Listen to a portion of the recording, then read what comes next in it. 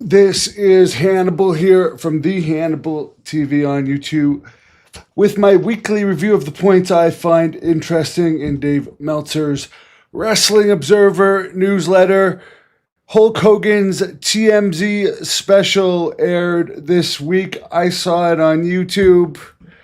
It was alright, nothing new in it really. Vince McMahon appeared in it looking a lot like an alien. He's obviously had some weird plastic surgery done during his hiatus. The big thing he said is he didn't like how WWE used Hogan in the Netflix opening show where he was booed. And he feels that had a lot to do with why he was booed. Because all he really did was go out there and plug his beer and Raw being on Netflix. And by that point in the show, The Rock and Cena and Triple H and so many people had already plugged to a nauseating extent WWE being on Netflix. And they never hit a rating as high as the first episode again because the show sucked.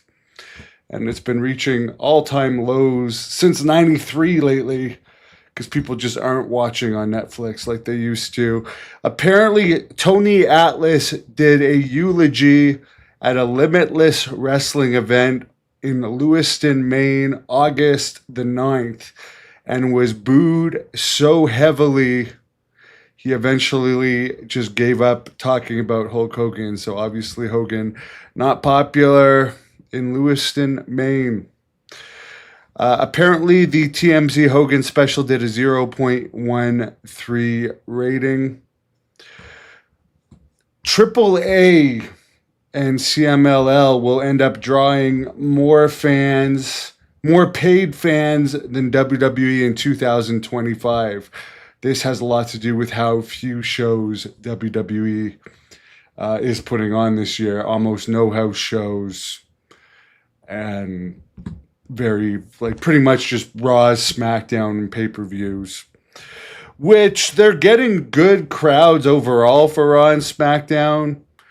Usually somewhere between 8 and 13-ish thousand.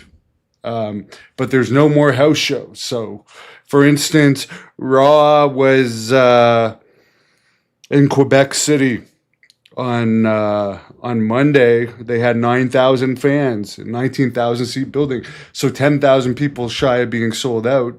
But they don't do all the small towns in Quebec anymore. There used to be like 10 places that they went to in Quebec.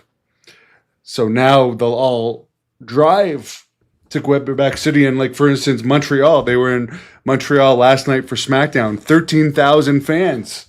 But it's the only time they've been to Montreal this year. They used to go to Montreal at minimum every 3 months. And again, they're not coming to Ottawa at all this year. Ottawa, where I'm from, is the capital of Canada. Well over 1 million population, but so the wrestling fans in Ottawa, if they want to see wrestling this year, they got to drive to either Toronto or Montreal because it's not coming. So way less events because they found that the house shows were not drawing enough. Apparently, WWE is going to go head-to-head with AEW's All Out show in September. They're going to put on Cena against Lesnar the same day as AEW's pay-per-view. Meltzer brings up that Nick Khan, the WWE president, and Triple H really have it out for AEW. They're going after them harder than Vince did. WWE is in Paris this week for a show coming up. They've never had a pay-per-view from Paris, and apparently, oh, by the way, speaking of which, the Bell Center in Montreal, where SmackDown was last night, did have 13,000, but that building does hold almost 22,000. Anyways, they're going to a 35,000 place seat in Paris, and they do not know what the pre-sale is at this point because it's harder to get, I guess, in a different country for Meltzer. Karrion Kross and Scarlett are apparently, they're now saying they have been offered another contract. It's unknown whether or not this is all a work this thing of them allegedly being fired. They might be trying to build off of what happened with R-Truth.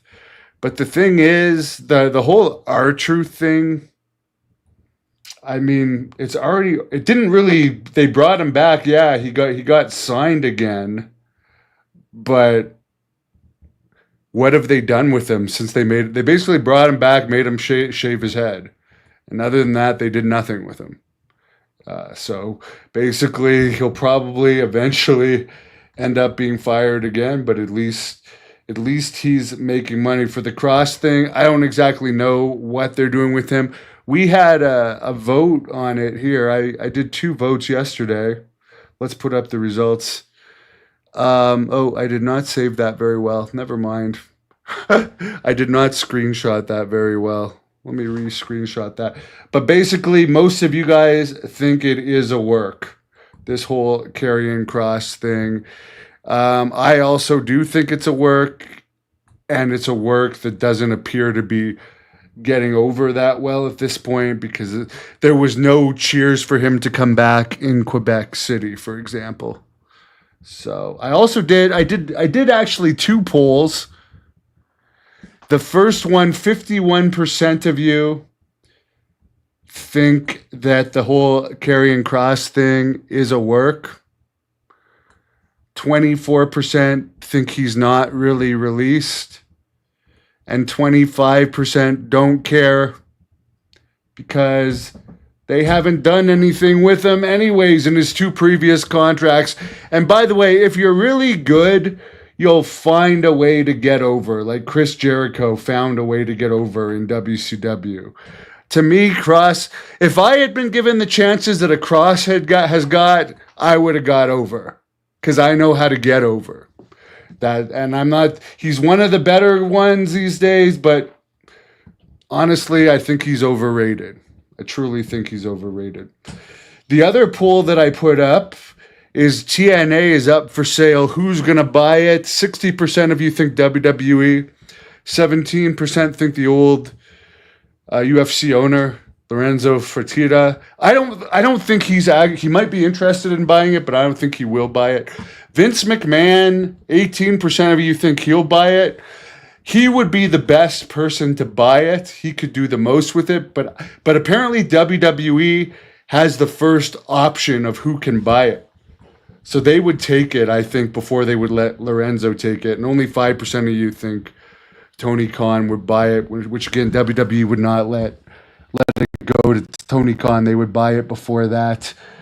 Apparently, Jerry Morrow, the Stampede Wrestling legend, passed away. I remember him. God bless him. I met him a couple of times. Nice guy. He was a good friend of Bad News Brown. Brian Knobbs, 61, has another GoFundMe. I don't know if this guy ever had a real job, but he was a top guy in WWE, WCW. He had a judge show at one point. He was on People's Court. He made a shitload of money and he wasted it all. And now he wants people to pay for stuff for him because he was a wrestler. So there you go. Kota Ibushi. Apparently he is here. Here's something crazy. I don't even know who he is. Apparently he's a New Japan wrestler that was under contract in AEW for 2 years and only wrestled 1 time in 2 years. Yet they've just re-signed him to another 2-year contract extension. So who knows how much he was making, but he wrestled 1 time in 2 years. And now they've re-signed him. Lucky bastard. AEW's doing some shows at GalaxyCon in December. They're now doing shows at Comic Cons. And then that's going to be a collision and a pay-per-view of some sort. Apparently, UFC is transforming the Apex into a 5,000 to 10,000 fan arena that is also going to hold WWE events. So that's pretty cool. John, I don't like wrestling anymore, so I don't know if I'm ever going to wrestle again. I probably will. Todd, Knobbs and Hogan were friends at one point. I don't know how. I know he was at the funeral. I mean, Knobbs is one guy. It's funny because He said the N-word in my shoot interview with him very blatantly and rudely, and nobody cared. And I even warned him. I'm like, people, he just laughed when I said people are going to care. And he was right. Nobody gave a damn. Michael, I believe Christian and Edge are doing something together in AEW. And they're building towards their Toronto show with that, but I'm not exactly sure. Darren, I don't think Vince is going to buy it because right now WWE has an option where they have the first buyer's right, and they know that Vince could actually turn it into competition. So that's the reason why they wouldn't let Vince buy it. Vince does better buying companies than starting companies from scratch. He bought his dad's company, did great. WBF failed, XWF, or whatever it was called, the Football League failed, XFL failed. His movie company, I don't know if it's still doing movies or not. I miss Stampede Wrestling too, but I don't think it's coming back. But I got to go to the gym. And yeah, no, I'm not going to be promoting Great North Wrestling anytime soon, but I did film Blood Hunter Thirst and Rage this week with Deerin Malibu McBee, among other great actors and actresses in the movie. And that's going to be coming out. Even Sly Stallone's nephew was in it, as well as wrestlers and guys like Tank Abbott were in it. That's going to be coming out soon. So my goal is to turn that into an actual series and not just be a one-off. And it's going to be wrestling related. So that's how I'm going to get my wrestling fix without actually having to do events. I'm not saying I'll never do another event, but I just don't have the passion for it. Mike, the Giant is in the movie. The Giant is definitely in the movie. I put up, here, let's share the screen. I'll show you a picture of the Giant and I. This Giant is actually bigger than Andre was. He's legit 7'4". Legit. Let's take a look here.